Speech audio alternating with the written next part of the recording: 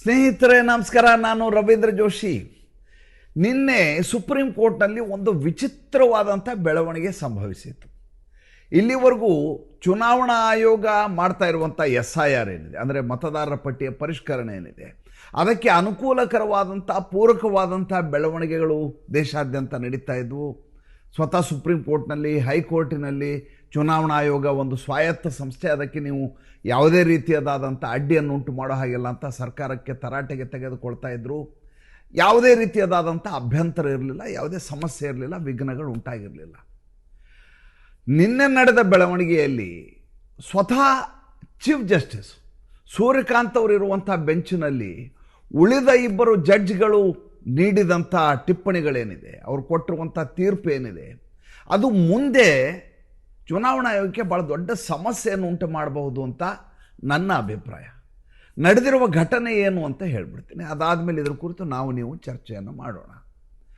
ನಿಮಗೆ ಗೊತ್ತು, ಪಶ್ಚಿಮ ಬಂಗಾಳದಲ್ಲಿ ಹೇಗಾದರೂ ಮಾಡಿ ಚುನಾವಣಾ ಆಯೋಗದ ಮತದಾರರ ಪಟ್ಟಿಯ ಪರಿಷ್ಕರಣೆಯನ್ನು ನಿಲ್ಲಿಸಬೇಕು, ಅದು ನಡೆಯಲಾರದ ಹಾಗೆ ಮಾಡಬೇಕು ಅಂತ ಮಮತಾ ಬೇಗಂ ಅವರು, ಅಲ್ಲಿಯ ಮುಖ್ಯಮಂತ್ರಿ ಮಮತಾ ಬ್ಯಾನರ್ಜಿ ಅವರು ಇನ್ನಿಲ್ಲದ ಹಾಗೆ ಪ್ರಯತ್ನ ಮಾಡ್ತಾ ಇದ್ದಾರೆ. ಅದು ಸಾಧ್ಯ ಆಗ್ತಾ ಇಲ್ಲ. ಅವದೇ ಪಕ್ಷದ ಡೆರೆಕ್ ಒಬರಾಯನ್ ಮತ್ತು ಇತರರು ಸೇರಿ ಸುಪ್ರೀಂ ಕೋರ್ಟ್ನಲ್ಲಿ ಒಂದು ಮೊಕದ್ದಮೆಯನ್ನು ಹೂಡಿದ್ದಾರೆ.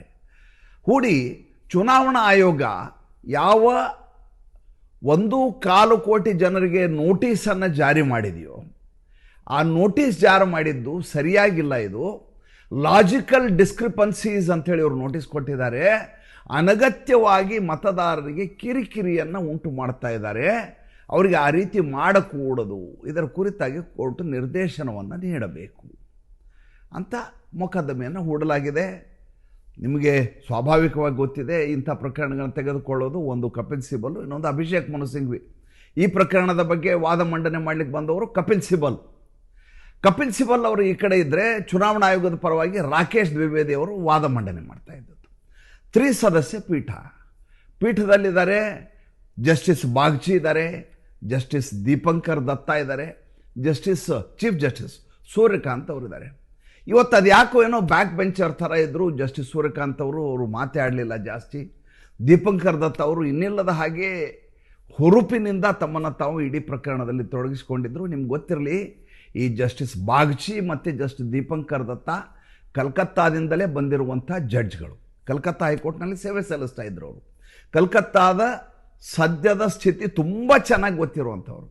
ಯಾವಾಗಲೂ ಚೀಫ್ ಜಸ್ಟಿಸ್ಗೆ ಮಾಸ್ಟರ್ ಆಫ್ ದಿ ರೋಸ್ಟರ್ ಅಂತ ಕರೀತಾರೆ. ಅಂದರೆ ಯಾವ ಬೆಂಚಿನಲ್ಲಿ ಯಾರು ಕೂತ್ಕೋಬೇಕು ಅಂತ ಅವರೇ ತೀರ್ಮಾನ ಮಾಡೋದು. ಅಯಾಚಿತವಾಗಿ ಯಾರೋ ಬಂದು ಆ ಪೀಠದ ಜಸ್ಟಿಸ್ ಆಗ್ಲಿಕ್ಕೆ ಸಾಧ್ಯ ಇಲ್ಲ, ಅಥವಾ ರೊಟೇಷನಲ್ಲಿ ಬಂದುಬಿಟ್ರು ಅಂತ ಅನ್ಲಿಕ್ಕೆ ಆಗೋದಿಲ್ಲ. ಯಾವ ಬೆಂಚ್ಗೆ ಯಾರಿರಬೇಕು ಅಂತ ತೀರ್ಮಾನ ಮಾಡೋದೇ chief justice of India. Calcutta ಪಶ್ಚಿಮ ಬಂಗಾಳದ ವಿಚಾರ ಬಂದಾಗ ಇಬ್ಬರು ಜಡ್ಜ್ಗಳು ಪಶ್ಚಿಮ ಬಂಗಾಳದವರೇ ಆಗುವ ಹಾಗೆ ಮಾಡಿದ್ದು ಯಾಕೆ ಅಂತ ನನಗಿನ್ನೂ ತನಕ ಅರ್ಥ ಆಗ್ತಾ ಇಲ್ಲ. ಆಮೇಲೆ ಅವರು ಹೇಗೆ ಕಪಿಲ್ ಸಿಬಲ್ ಅವರ ವಾದವನ್ನು ಸಮರ್ಥನೆ ಮಾಡ್ತಾ ಇದ್ರು ಅಂದರೆ, ಇವರು ವಕೀಲರ ಅಥವಾ ಜಡ್ಜ ಅಂತ ನಮಗೆ ಕನ್ಫ್ಯೂಸ್ ಆಗಬೇಕು, ಗೊಂದಲ ಉಂಟಾಗಬಾರದು, ಆ ರೀತಿಯಾದಂಥ ಅವರ ಹೇಳಿಕೆಗಳು ಇದ್ದು ಆ ಅಬ್ಸರ್ವೇಷನ್. ಉದಾಹರಣೆಗೆ ನಿಮ್ಗೆ ಹೇಳ್ತೀನಿ, ಹುಡುಗನಿಗೆ 11 ವರ್ಷ ಇದ್ದಾಗ ಮಗು ಹುಟ್ಟಿದೆ ಅಂತ ತೋರಿಸ್ತಾರೆ. 26 ವರ್ಷ ಮಗನಿಗಿದೆ. 11-26 ಅಂದರೆ 11ನೇ ವರ್ಷಕ್ಕೆ ಆತ ಮದುವೆ ಆಗಿರ್ತಾನೆ, ಆತನಿಗೆ 15 ವರ್ಷದ ಮಗ ಇದ್ದಾನೆ ಅಂತ ಅಂದರೆ ಆತನಿಗೆ 26 ವರ್ಷ. ಈ ರೀತಿಯಾದಂಥ ಇದನ್ನು ಲಾಜಿಕಲ್ ಡಿಸ್ಕ್ರಿಪನ್ಸಿ ಅಂತ ಕರೀತಾರೆ. ಅಂದರೆ ಇದು ಅವಾಸ್ತವಿಕವಾಗಿದೆ, ಇದನ್ನು ನೀವು ತರ್ಕಕ್ಕೆ ವಿರುದ್ಧವಾದದ್ದು ಇದು ಅಂತ. 11 ವರ್ಷಕ್ಕೆ ಒಬ್ಬ ವ್ಯಕ್ತಿ ಮದುವೆ ಆಗಿರೋದಿಲ್ಲ. ಆ ವ್ಯಕ್ತಿಗೆ 26 ವರ್ಷ ಆದಾಗ ಆತನಿಗೆ 15 ವರ್ಷದ ಮಗ ಇರಲಿಕ್ಕೆ ಸಾಧ್ಯ ಇಲ್ಲ. ಹೀಗೆಲ್ಲ ಇಂಥವು ಬೇಕಾದಷ್ಟು ಸಾವಿರಾರು ಪ್ರಕರಣಗಳಲ್ಲಿದ್ದಾವೆ.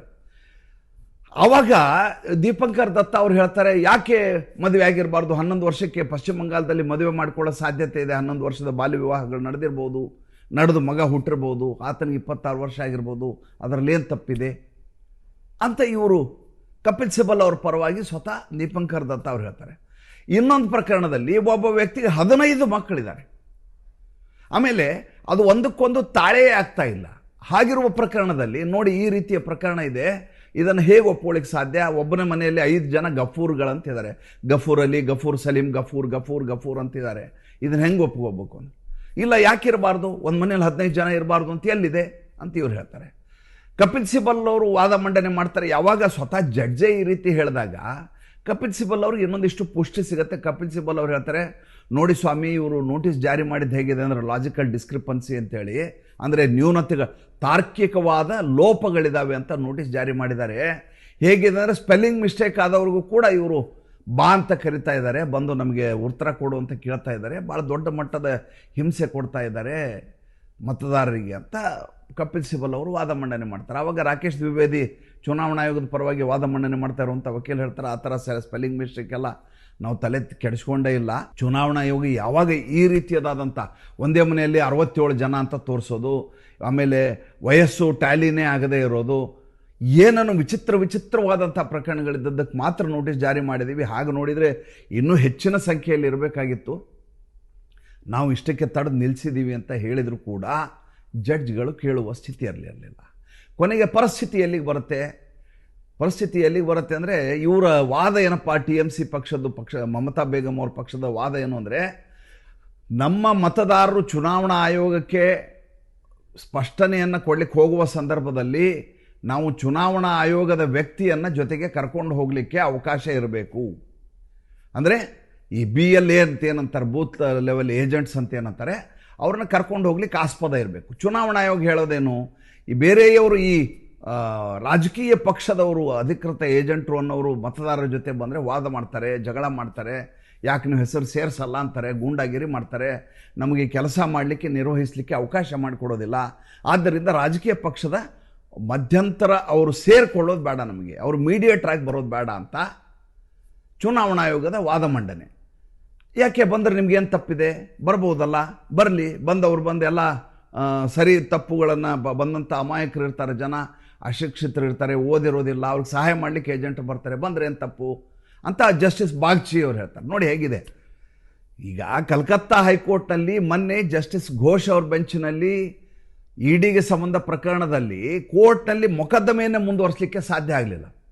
ಗಲಾಟೆ ಮಾಡಲಿಕ್ಕೆ ಶುರು ಮಾಡಿದ್ರು. ವಾಟ್ಸಪ್ ಗ್ರೂಪ್ ಮಾಡಿಕೊಂಡು ಕೋರ್ಟ್ ಬಳಿ ಬನ್ನಿ ಗಲಾಟೆ ಮಾಡಬೇಕು ಅಂತ ಕರೆಸಿಕೊಂಡದ್ದನ್ನು ಸ್ವತಃ ಸುಪ್ರೀಂ ಕೋರ್ಟ್ನಲ್ಲಿ ವಾಟ್ಸಪ್ ಗ್ರೂಪ್ನ ಮೆಸೇಜನ್ನು ತುಷಾರ್ ಮೆಹ್ತಾ ಅವರು ತೋರಿಸಿದ್ದಾರೆ.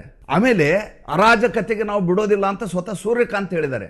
ನೀವು ಒಂದು ರಾಜ್ಯದಲ್ಲಿ ಕೋರ್ಟ್ ಮುಂದೆ ಈ ರೀತಿ ಪ್ರಕರಣ ನಡಲಿಕ್ಕೆ ಅವಕಾಶ ಕೊಡದೆ ಹೋದರೆ ಮುಂದಿನ ದಿನಗಳಲ್ಲಿ ಎಲ್ಲ ಕಡೆ ಇದೇ ರೀತಿ ಬೇರೆ ಬೇರೆ ರಾಜ್ಯಗಳಲ್ಲಿ ಆಗತ್ತೆ, ನ್ಯಾಯಾಂಗದವ್ರು ಕೆಲಸ ಮಾಡಲಿಕ್ಕೆ ಆಗೋದಿಲ್ಲ, ಹಾಗೆಲ್ಲ ಮಾಡಲಿಕ್ಕೆ ಅವಕಾಶ ಇಲ್ಲ ಅಂತ ಸ್ವತಃ ಇನ್ನೊಂದು ಪ್ರಕರಣದಲ್ಲಿ ಪಶ್ಚಿಮ ಬಂಗಾಳದ ಎನ್ಫೋರ್ಸ್ಮೆಂಟ್ ಡೈರೆಕ್ಟರೇಟ್ ಅವ್ರ ಮೇಲೆ ನಡೆದಂಥ ದಾಳಿಯ ಸಂದರ್ಭದಲ್ಲಿ, ಅವ್ರ ಮೇಲೆ ಪಶ್ಚಿಮ ಬಂಗಾಳದ ಮುಖ್ಯಮಂತ್ರಿಗಳು ಗಲಾಟೆ ಮಾಡಿದ ಸಂದರ್ಭದಲ್ಲಿ ಸುಪ್ರೀಂ ಕೋರ್ಟ್ನಲ್ಲಿ ವರ್ಡಿಕ್ಟ್ ಕೊಡಲಾಗಿದೆ. ಈಗ ನೋಡಿದರೆ ನೀವು TMC ಗೂಂಡಾಗಳನ್ನ ಕರ್ಕೊಂಬನ್ನಿ ಅಂತ ಸ್ವತಃ ಕೋರ್ಟ್ ಹೇಳುತ್ತೆ. ಆಮೇಲೆ ಇಷ್ಟಕ್ಕೆ ಮುಗಿಯೋದಿಲ್ಲ. ಇದಲ್ಲದೆ ನೀವು ಮಾಧ್ಯಮಿಕ ಶಾಲೆಯ ಪ್ರವೇಶ ಪತ್ರವನ್ನು, ಮಾಧ್ಯಮಿಕ ಶಾಲೆಯ ಸರ್ಟಿಫಿಕೇಟನ್ನು ಅವರ ಆಧಾರ ಅಂತ ಯಾಕೆ ಒಪ್ಕೋತಾ ಇಲ್ಲ ಅಂತ ಜಸ್ಟಿಸ್ ದೀಪಂಕರ್ ದತ್ತ ಹೇಳ್ತಾರೆ. ಅಲ್ಲೋ ಸ್ವಾಮಿ, ಶುರುವಾಗಿ 3.5 ತಿಂಗಳಾಗಿದೆ, ಕೊನೆಯ ಹಂತಕ್ಕೆ ಬಂದಿದೆ, ಈಗ ಸ್ಕ್ರೂಟಿನಿ ನಡೀತಾ ಇದೆ, ಇನ್ನೂ ಯಾರನ್ನು ಒಪ್ಕೋಬೇಕು, ಯಾವ ದಾಖಲೆಯನ್ನು ಒಪ್ಕೋಬೇಕು, ಯಾವ ದಾಖಲೆಯನ್ನು ಒಪ್ಕೋಬಾರ್ದು ಅನ್ನೋದ್ರ ಕುರಿತೇ ಚರ್ಚೆ ಮಾಡ್ತಾ ಕೂತ್ರೆ ಈ ದೇಶದಲ್ಲಿ ಚುನಾವಣಾ ಆಯೋಗ ಮತದಾರರ ಪಟ್ಟಿಯ ಪರಿಷ್ಕರಣೆ ಮಾಡಲಿಕ್ಕೆ ಸಾಧ್ಯವೇ ಆಗಲಾರ್ದಂಥ ವಾತಾವರಣ ಸೃಷ್ಟಿಯಾಗತ್ತೆ. ಈಗ ನೋಡಿ, ಉತ್ತರ ಪ್ರದೇಶದಲ್ಲಿ ನಡೀತಾ ಇದೆ. ಉತ್ತರ ಪ್ರದೇಶದಲ್ಲಿ 1,13,00,000 ಜನ ಈ ರೀತಿ ಲಾಜಿಕಲ್ ಡಿಸ್ಕ್ರಿಪನ್ಸಿನಲ್ಲಿ ನೋಟಿಸನ್ನು ಕೊಡಲಾಗಿದೆ 8 ಜನರಿಗೆ ಯೋಗಿ ಆದಿತ್ಯನಾಥ್ ಸರ್ಕಾರದಲ್ಲಿ. ಹಾಗೆ ಚುನಾವಣಾ ಆಯೋಗ ಉತ್ತರ ಪ್ರದೇಶದಲ್ಲಿ ನೋಟಿಸ್ ಕೊಟ್ಟದ್ದಕ್ಕೆ ನಾಳೆ ಉತ್ತರ ಕೊಡುವಾಗ ಸುಪ್ರೀಂ ಕೋರ್ಟ್ನ ದಾಖಲೆಯನ್ನು ಹಿಡ್ಕೊಂಡಿದೆ ಕಪಿಲ್ ಸಿಬಲ್ಲು ಬರ್ತಾರೆ ಅಲ್ಲಿಗೆ. ಸಮಾಜವಾದಿ ಪಾರ್ಟಿಯ MP ಬೇರೆ ಅವರು, ಅಖಿಲೇಶ್ ಯಾದವ್ ಪರವಾಗಿ ವಾದ ಮಂಡನೆ ಬರ್ತಾರೆ. ನೋಡಿ ಸ್ವಾಮಿ, ಸುಪ್ರೀಂ ಕೋರ್ಟ್ನಲ್ಲಿ ಈ ರೀತಿ ತೀರ್ಪನ್ನು ಕೊಡಲಾಗಿದೆ, ನೀವು ಉತ್ತರ ಪ್ರದೇಶದಲ್ಲಿ ಬೇರೆ, ಪಶ್ಚಿಮ ಬಂಗಾಳದಲ್ಲಿ ಬೇರೆ ಅಂತ ಮಾಡೋಕ್ಕಾಗಲ್ಲ ಅಂತ ಅದನ್ನೇ ಪ್ರೆಸಿಡೆನ್ಸ್ ಅಂತ ತೊಗೊಂಬಂದು ಗಲಾಟೆ ಮಾಡಲಿಕ್ಕೆ ಶುರು ಮಾಡ್ತಾರೆ. ಯಾವ ಸ್ಥಿತಿ ಕೊನೆಗೆ ಆಯಿತು ಅಂದರೆ, ಸ್ವತಃ ಕೋರ್ಟ್ನಲ್ಲಿರುವ ಜಡ್ಜ್ಗಳಿಗೆ ಗೊತ್ತಿದೆ ಅಲ್ಲಿಯ TMC ಅವರು ಗೂಂಡಾಗಿರಿ ಮಾಡ್ತಾರೆ ಅಂತ.